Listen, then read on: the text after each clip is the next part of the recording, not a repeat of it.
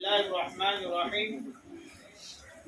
قال الله تبارك وتعالى في القرآن المجيد والفرقان الحميد: أعوذ بالله من الشيطان الرجيم. بسم الله الرحمن الرحيم. يا أيها الذين آمنوا اتقوا الله وكونوا مع الصادقين. آمنت بالله صدق الله العظيم. إن الله وملائكته يصلون على النبي يا أيها الذين آمنوا صلوا عليه وسلموا تسليما. اللهم صل على سيدنا شفيعنا نبينا مولانا محمد وعلى آله وصحبه وبارك وسلم. صلاة وسلام عليك يا سيدي يا رسول الله صلی اللہ تعالی علیہ وسلم. آج حضرت سیدنا ید اللہ حسینی خواجہ گنج بخش المعروف خواجہ عبداللہ بولا بادشاہ رحمہ اللہ کا عرس مبارک کا دن ہے. آج سرکار کی نسبت سے ہم خانقاہ میں جمع ہوئے ہیں. میں اللہ پاک کی بارگاہ میں سب سے پہلے دعا کرتا ہوں. میں گناہ گار صحیح مگر میرا سلسلہ تو دراز ہے. ہم لوگ گناہ گار صحیح مگر ہماری جو نسبت ہے حضرت بندہ نواز کے سدراج رحمۃ اللہ علیہ کی ذات گرامی سے ہماری نسبت ہے. حضرت بندہ نواز کے پوترے حضرت سید شاہ اللہ حسینی خواجہ گنج بخش رحمۃ اللہ علیہ سے ہماری نسبت ہے. ہمارے پیر، ہمارے آقا، ہمارے مولا حضرت معصوم علی شاہ قادری رحمہ اللہ تقریباً 40 سال آپ کی بارگاہ میں خدمت انجام دی. آج سرکار کا فیض ہم تمام مریدوں پر جاری ہے اور قیامت تک جاری رہے گا انشاءاللہ.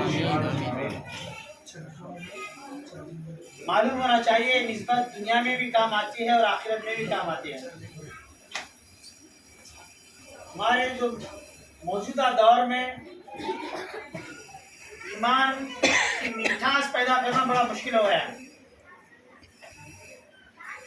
ایمان کی میٹھاس پیدا کرنا بڑا مشکل ہو گیا ہے. اللہ کرے کہ خانقاہوں سے ہی یہ میٹھاس ایمان کی حاصل ہو سکتی ہے. خانقاہوں سے ہی یہ ایمان کی میٹھاس حاصل ہو سکتی ہے. انشاءاللہ جس طرح یہاں ایمان کی میٹھاس ہم کو مل رہی ہے یہی ایمان کی میٹھاس ہم کو قبر میں بھی ملے گی اور یہی ایمان کی میٹھاس بروز محشر بھی ملے گی. کیونکہ اللہ تعالیٰ قرآن مجید میں ارشاد فرماتا ہے: اے ایمان والو اللہ سے ڈرو اور سچوں کے ساتھ ہو جاؤ. کونوا مع الصادقین.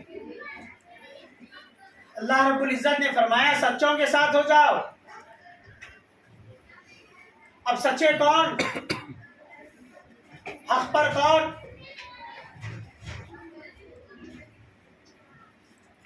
ہم عمل پہ ناز نہ کریں، عمل کرتے رہیں پیر کی نگرانی میں، پیر کی تربیت میں ہم عمل کرتے رہیں مگر عمل پر ناز نہ کریں. طاعت پہ ناز ہے نہ عبادت پہ ناز ہے. مجھ کو تو میرے پیر کی نسبت پہ ناز ہے. عمل پہ اترانے والے جنت سے باہر آ گئے. عمل پر اترانے والا شیطان جنت سے باہر آ گیا.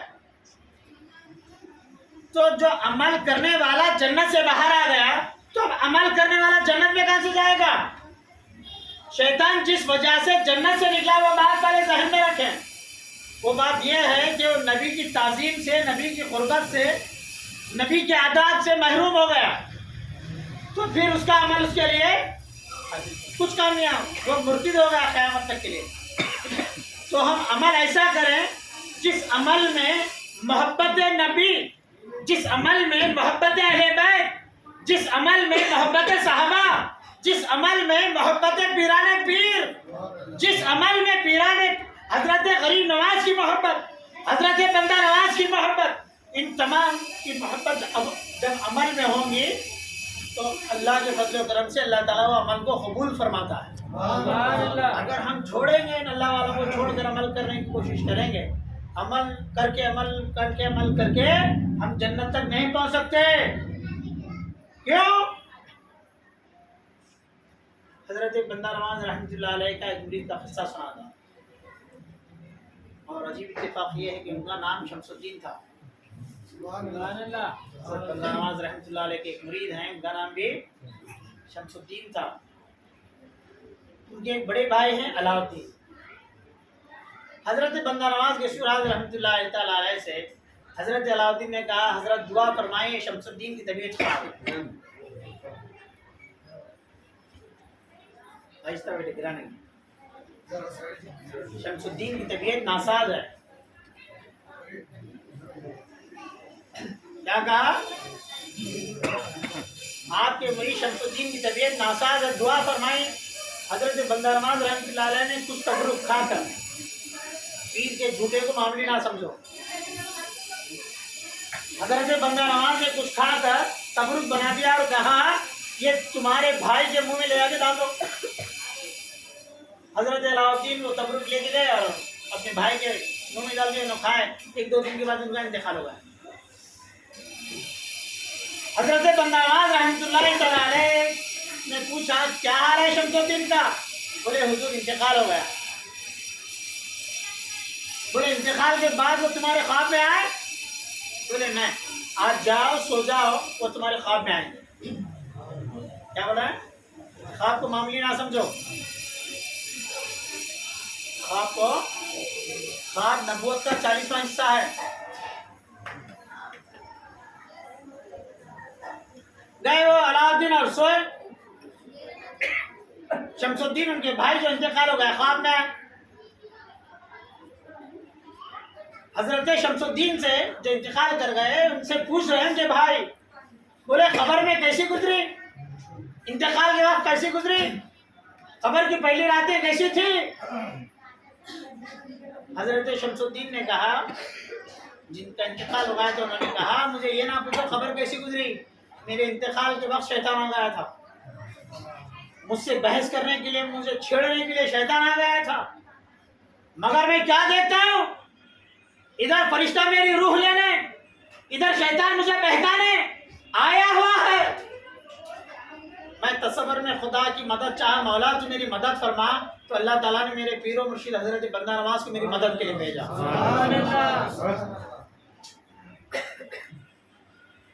اگر حضرت بندہ نواز میرے انتقال کے وقت میرے سامنے نہ ہوتے، شیطان میرے ایمان کو کھا لیتا. حضرت بندہ نواز میرے سامنے رہ کر میرا ہاتھ پکڑ کے مجھے فرشتے کے حوالے کر دیے. میں بحالت ایمان دنیا سے چلا گیا. عمل پہ لازم ہے، عمل کرنا چاہیے. نمازیں پڑھو، روزے رکھو، خیر خیرات کرو، صدقات دو. پیر کے جھوٹے میں تاثیر ہوتی ہے. سانپ کے جھوٹے میں کتنی تاثیر ہوتی ہے آپ کو معلوم ہے نا؟ سانپ کا تھوڑا سا اگر چوہا بھی ڈس لے غلطی سے، ہیبت کہا ہے تو بولے سانپ چلا ہنسا کے بولے سانپ کے جھوٹے میں اتنی تاثیر ہے جان لیتا. مار دو تھوڑے سے تھوک میں سانپ کے لعاب میں اتنا سا. جب ایک رینگتا ہوا پرانی کے اندر یہ طاقت ہے کہ جان لے لے، تو پھر پیر کے جھوٹے میں تاثیر کیوں نہیں؟ کتے کے جھوٹے میں تاثیر ہے. اگر کاٹ لے تھوڑا سا اس کا لعاب اگر پانی میں چلا جائے، سائنس بتاتی ہے کروڑوں اس کے اندر بیکٹیریا پیدا ہو جاتے ہیں، کروڑوں. جب اللہ کی ادنا مخلوق میں جب تاثیر ہے. اب میں یہ تو بولا میری بات، ٹھیک ہے، بندہ نواز کا قصہ. کیا ایسا قصہ قرآن میں بھی ہے کیا؟ ارے کیا بھائی، قرآن میں کی باتیں بول رہا، قرآن میں ہے کیا؟ یہ تبرک کی جو تاثیر ہے، جو قوت ہے، کیا قرآن میں بھی ہے؟ آصف آپ لوگوں نے تو روز درس لیے ہیں. حضرت یوسف ایک اچھی مضبوط بات بتا رہا ہوں، ذہن میں رکھ لیتے ہوئے چلو. میرا ہر مرید طاقتور ہے، میرا مرید کوئی کمزور نہیں، کیونکہ میں مریدوں کو تعلیم دے کر ان کے سینے کو روشن کرنا چاہتا ہوں. علم کے بغیر مرید جاہل ہے. پیر سے علم حاصل کرے، سینہ روشن کرے، دنیا میں مرنے سے پہلے اپنے مولا کا جلوہ دیکھے. تو کیا قرآن میں بھی تبرکات کی باتیں ملتی ہیں؟ میں پورا سورہ یوسف کو صرف 1 منٹ میں سمجھا دیتا ہوں آپ کو. حضرت آؤ چاچا اندر آؤ، ہمارے چاچا ہیں اندر، آگے تشریف لائیں.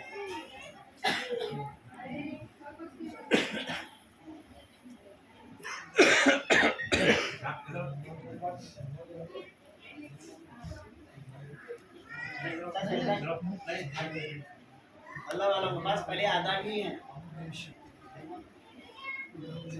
چاچا باپ کے داخل ہوتے ہیں. سمجھ رہے ہیں؟ کیا قرآن میں بھی ہم کو ملتا ہے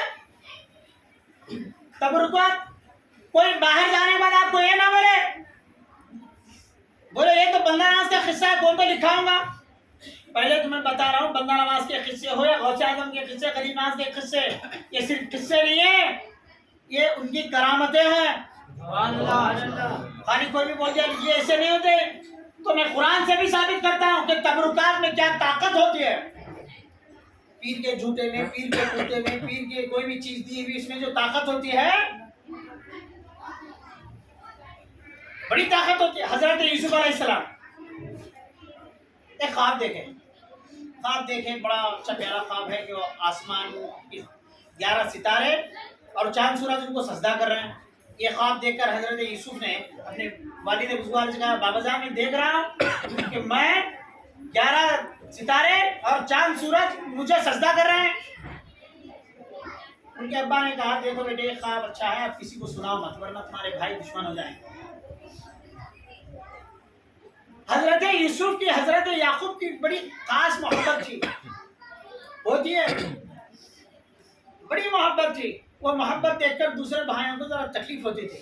تو ایک دن وہ بھائیاں کیا کیے، اپنے پاس سے حضرت یعقوب سے اجازت چاہے اور وہاں سے کہا کہ ہمارے بھائی کو آپ ہمارے ساتھ کھیلنے کے لیے بھیجیے. ان لوگوں نے نیت دل میں خراب کر کے رکھی تھی، اپنے بھائی کو ساتھ لے کے گئے، لے جا کے کہاں ڈالے؟ حضرت یوسف کو بھائی لے جا کہاں ڈالے؟ کنویں میں. پھر وہاں سے کہاں چلے؟ حضرت یوسف کو کنویں سے نکال لیا گیا مصر کے بازار میں. مصر کے بازار میں حضرت یوسف بک رہے ہیں. اللہ کا پیغمبر مصر کے بازار میں بولی لگ رہی ہے. عزیز مصر نے آپ کو خریدا اور گھر لے کے گئے. وہاں جانے کے بعد حضرت زلیخا بہتان کا توشہ سر پہ آ گیا، بہتان لگایا گیا، الزام لگایا گیا. حضرت یوسف وہاں سے جیل قید میں چلے گئے. کتنے سال ہیں؟ 12 سال. قید میں کتنے سال رہے؟ 12 سال. کچھ نہیں کرا. پھر ایک زمانہ ایسا آ گیا، حضرت یوسف تخت مصر پر جلوہ فرما ہو گئے. تخت مصر پر جلوہ فرما ہو گئے، بادشاہ بن گئے. اس وقت ان کے بھائیاں خاص سالی پڑ گئی تو اناج لینے کے لیے آ گئے. بھائیوں کو حضرت یوسف نے پہچان لیا اور کہا یہ میرا کرتا ہے، ابا کا کیا حال ہے؟ حضرت یعقوب کے بھائی حضرت یوسف کے بھائیوں نے کہا آپ کی یاد میں روتے روتے ان کی آنکھ چلے گئی. یاد میں روتے روتے تو حضرت یوسف نے مین بات کی طرف آئیے، میں پورا واقعہ سمیٹ کے مختصر باتیں بتا رہا ہوں. حضرت یوسف نے کہا یہ میرا کیا بولے یہ میرا کرتا ہے، کیا کرنا؟ لے کے جاؤ، بابا جان کے چہرے پہ ڈال دو، آنکھ آ جائیں گے. کہاں یہ قرآن میں ہے؟ حضرت یوسف کے زبانی مبارک سے یہ نکلا یہ میرا کرتا ہے، لے کر جاؤ، بابا جان کے چہرے پہ ڈال دو، آنکھ آ جائیں گی. پورے جماعت والوں سے پوچھو زندگی دینا کس کا کام؟ آنکھ دینا کس کا کام؟ پھر یہ یوسف کیا کہہ رہے ہیں؟ یہ میرا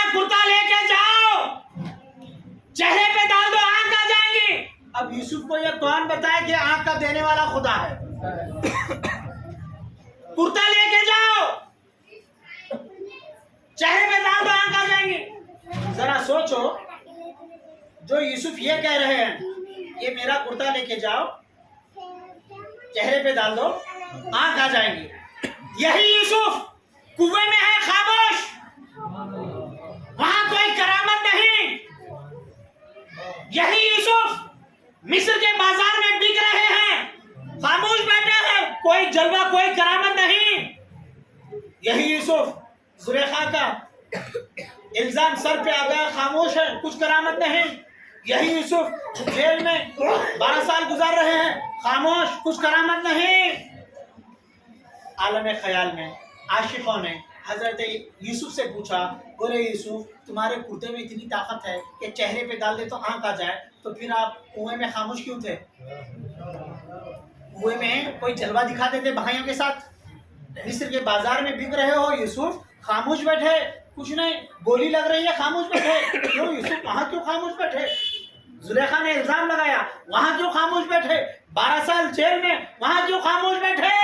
حضرت یوسف عالم خیال میں یہ جواب دیں گے، سن لو، میں خاموش تھا، خدا کی قدرت ہم پر چڑھ رہی تھی، میں خاموش تھا، خدا کی قدرت ہم پہ چل رہی تھی، کنویں میں تھا، خدا کی قدرت چل رہی تھی، میں خاموش تھا، کنویں سے نکلا، بازار میں چلا، خدا کی قدرت مجھ پہ چل رہی تھی، میں خاموش تھا، خدا کی قدرت مجھ پہ چل رہی تھی، مصر کے بازار سے محل میں چلے گئے، بدنام ہوا، خاموش رہا، خدا کی قدرت مجھ پہ چل رہی تھی، 12 سال قید خانے میں رہا، خدا کی قدرت مجھ پہ چل رہی تھی، میں خاموش تھا، میرا خاموش رہنا خدا کو پسند آ گیا، میرا صبر کرنا خدا کو پسند آ گیا،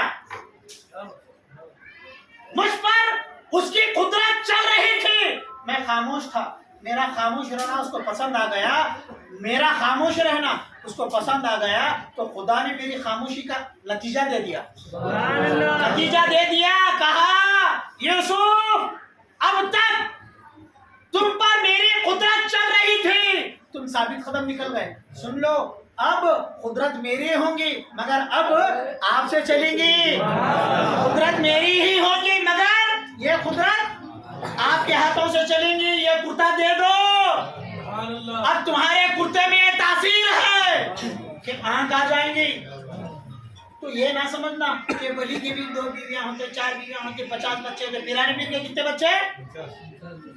49 بچے، 4 بیویاں، لوگوں یہ ارے سب ایسا پیرانے بھی آدمی تھے، بندہ نواز بھی آدمی تھے، ارے دیوانے یہ بھی آدمی ہے، تو بھی آدمی ہے، مگر ہر آدمی آدمی نہیں ہے، ہر آدمی آدمی نہیں ہے، کچھ لوگ جیتے جی اللہ کے رضا میں اپنے آپ کو ایسے مست کر دیتے ہیں کہ ان کے ہاتھوں سے خدا اپنی خدائی چلاتا ہے، یہ اپنی نہیں کرتے، پیر اپنی نہیں چلاتے، بندہ نواز اپنی نہیں چلاتے، بندہ نواز کے دست قدرت ایسے ہیں کہ ان کے ہاتھوں سے خدا اپنی قدرت چلاتا ہے۔ یہ میرا کرتا لے کے جاؤ، چہرے پہ ڈال دو، آنکھ آ جائیں گی، آئے کرتے میں تاثیر آ گئی۔ اب سوچو ذرا، جو صبر کی آزمائش میں کمال کو پہنچ کر ثابت قدم رہے، ان کے کرتے میں آنکھ دینے کی تاثیر آئی ہے، پھر ان کا کیا حال ہوگا؟ کرتا اگر ڈال دیں تو آنکھ آ جائے، قرآن ہے یہ، ہر جماعت والے کا ترجمہ دیکھ لو، تبلیغی، اہل حدیث، وہابی، کوئی بھی ہو، ان کا بھی ترجمہ دیکھ لو، اس کے اندر بھی یہ بات موجود ہے، یہ کرتا لے کے جاؤ، یعقوب کے چہرے پہ ڈال دو، ان کی آنکھ آ جائے گی، واہ واہ۔ تو پتا چلا بزرگوں کے کرتے جو ہوتے ہیں اس کے اندر اتنی قوت، اتنی تاثیر ہوتی ہے، اگر کسی کے آنکھ بظاہر دکھ رہے ہیں، اندر سے آنکھ بند ہو چکی ہیں، دیکھے تو خالی دنیا دیکھ رہے ہیں، دیکھے تو خالی آپ دنیا دیکھ رہے ہیں، دیکھے تو خالی صرف دنیا دیکھ رہے ہیں، اب بزرگ سے نسبت قائم کر لو، پیر سے نسبت قائم کر لو، اس لیے تاکہ اندر سے جو معاملہ صرف دنیا دیکھنے کا رہ گیا ہے وہ پاک ہو جائے۔ جب یہ کرتا ڈالے چہرے پہ آنکھ آ سکتی ہیں تو ان بزرگوں کی نسبت میں آ جائے تو دل میں 2 آنکھ آ جاتی ہیں۔ کیا دیکھو گے؟ رسول کریم صلی اللہ علیہ وسلم نے فرمایا تم اپنے زندگی کے ایام میں طاق میں رہو، طاق میں. تم زندگی کے لمحات میں کیا میں رہو؟ طاق میں، جستجو میں رہو، طاق میں رہو. تم طاق میں رہو، زندگی کے ایام میں طاق میں رہو. بولے کیوں، کیا ہونے والا ہے؟ بولے اگر تم طاق میں رہو گے تو تمہیں انوار، تجلیات اور خوشبوئیں اللہ کی سنگائی دی جائیں گی، دیدار کرا دیا جائے گا. کیا میں رہو؟ طاق میں. حدیث مبارک ہے طاق میں رہو. اب طاق میں رہنے کے لیے کیا کرنا پڑتا؟ جو آلریڈی طاق لگا کے بیٹھے ہوئے ہیں ان کے پیچھے پیچھے ہو جانا. یہ ہے کیا ہے، نسبت کام کر جاتی ہے، آپ کو دنیا میں اس قابل بنا دیتی ہے کہ مولا کو منہ دکھانے کے لائق ہو جائے. یہ بزرگوں کی نسبتیں کام کر جاتی ہیں. سورہ کہف کا آپ کو قصہ مشہور اور معروف معلوم ہے. حضرت ذوالقرنین نہیں، حضرت اصحاب کہف، 7